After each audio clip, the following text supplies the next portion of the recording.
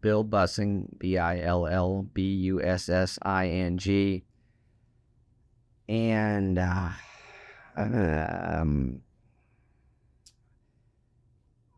I guess I would say president of the Evansville Otters.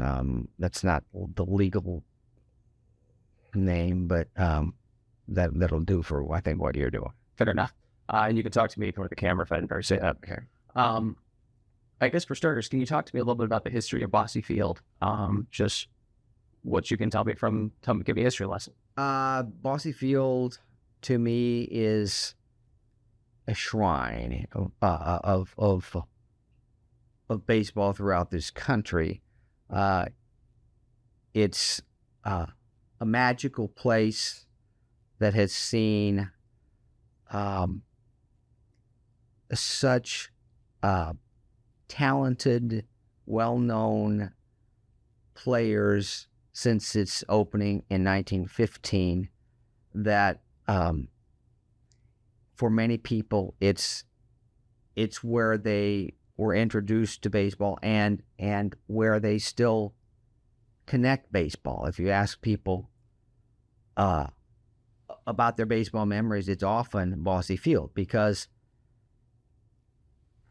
of the physicality of the field. Obviously, there are bigger, older ballparks, although not many, but it's such a special place in the minds of not just Evansville residents, but a lot of people who might have seen it in the movie. It's a rich archive of memories. Baseball often is almost the backdrop. When you ask people about Bosse Field, it's where they may have met their spouse or might have gone every summer afternoon with their grandpa on Sundays to watch a baseball game. So there's something much more than a location of an athletic event associated with Bosse Field. Now you're coming up on the 100th anniversary of the stadium, correct? Correct. Can you talk a little bit about when it was built, why it was built, and some of the teams that played there over the years? Bosse Field was built in 1915. It was the brainchild of Benjamin Bosse, our mayor at the time, who had long pursued the Garvin area, which was a farm owned by a lawyer who passed away. And Ben Bosse thought on a higher scale than most of us. He had grand visions for this city, one of which was an athletic field par excellence. And through some shrewd financing arrangements, which included the school board, because his bonding capacity was not sufficient, he was able to purchase the entire Garvin area on North Main Street and allow the school corporation, which still owns the facility, to own and operate that portion of the Garvin farm, which became Bosse Field. And over the years, it has enjoyed several major renovations, the most recent of which in the late 50s. You can see a lot has been filled in on the outer perimeter. If you see early pictures of Bosse Field, there were open areas. It was also white. It wasn't the red brick that we're familiar with. But in the late 50s, there was a major project, and the plaque is still up, in fact, inside the ballpark, that replaced some of the seating and filled in the brick on the outside walls. Talk to me about some of the people who have played there over the years. I mean, the names already come to me, people like Alan Trim. Well, we were really fortunate to have AAA baseball here for 15 years. I mean, looking back now, one wonders one, how we ever got a AAA franchise, and two, how we let it get away.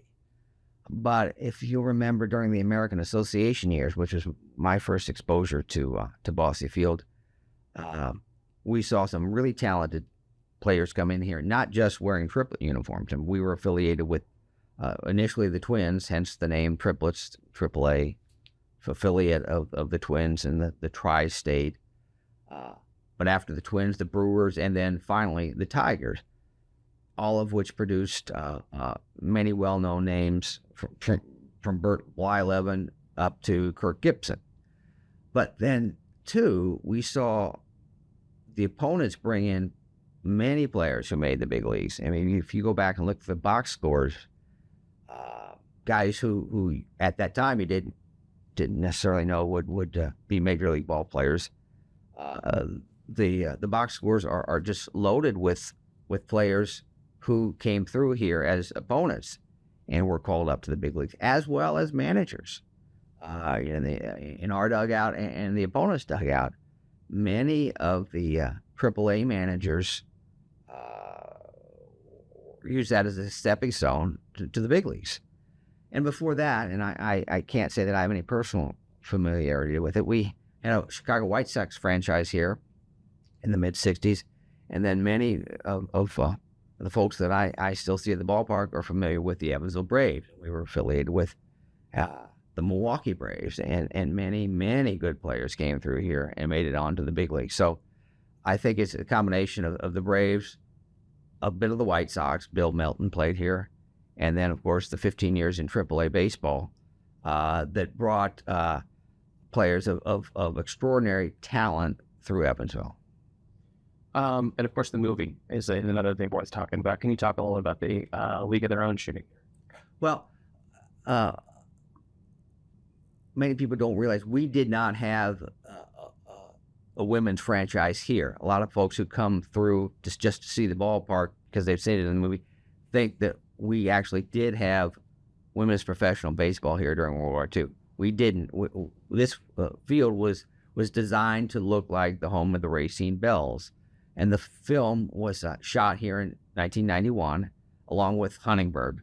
So there was about an hour difference there, and it was a great location. But I've lost track of how many people I've spoken to who come to Evansville simply because they've seen the ballpark in the movie. And they're not necessarily interested in Frontier League baseball, but they want to see a game at Bosse Field because they're able to identify so many of the locations they've seen in the movie, the actual seat locations, the Crawford Door building.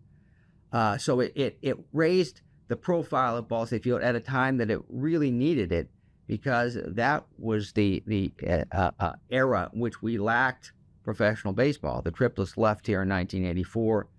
The Otters came here in 1995. So during the era in which the film was shot, the only use of the ballpark was UV baseball and many high school games.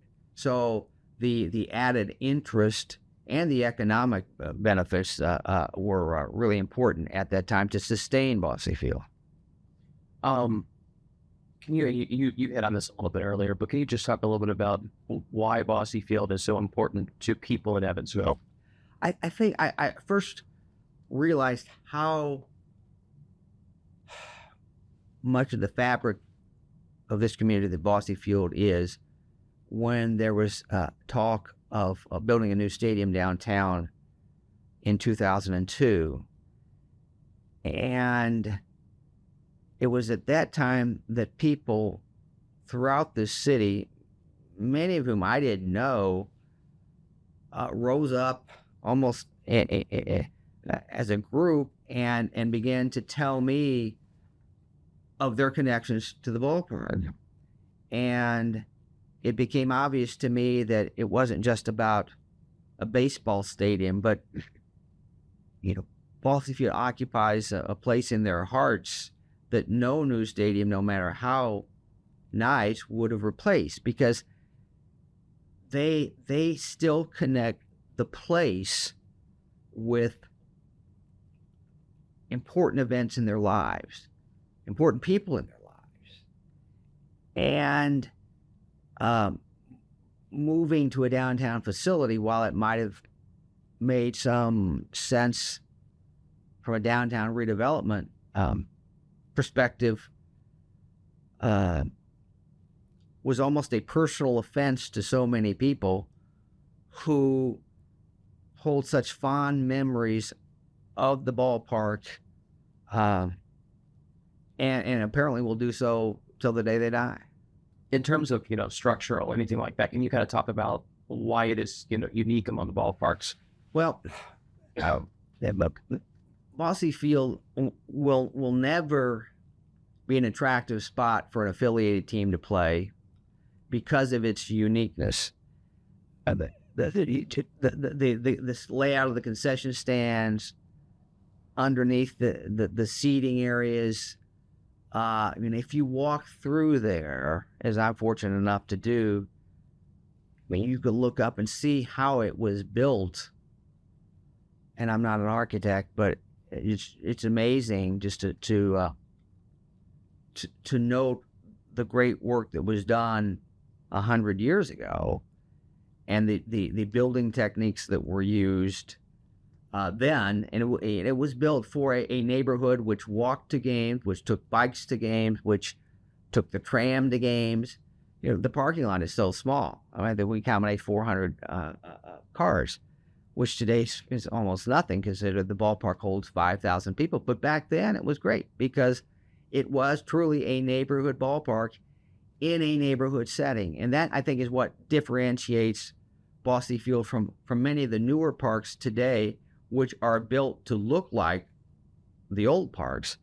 And some of them are around in suburbs where you see miles and miles of empty parking spots. But Bosse Field is an integral part of that neighborhood. It's part of the North Side area. And you see a beautiful park next door, commercial, industrial, residential around it. It's, to me, what a ballpark should be, an anchor to the North Main Street area. So you couldn't just pick Bosse Field up and put it out in the country and have that same impact. It's like a vital organ of that neighborhood. And if you took it away, I think you'd see rapid deterioration of the Jacobsville area. Anything else you want to say about him without asking? That's always a good question. I've touched on most of it, Joe. Best thing. I just think it's important to stress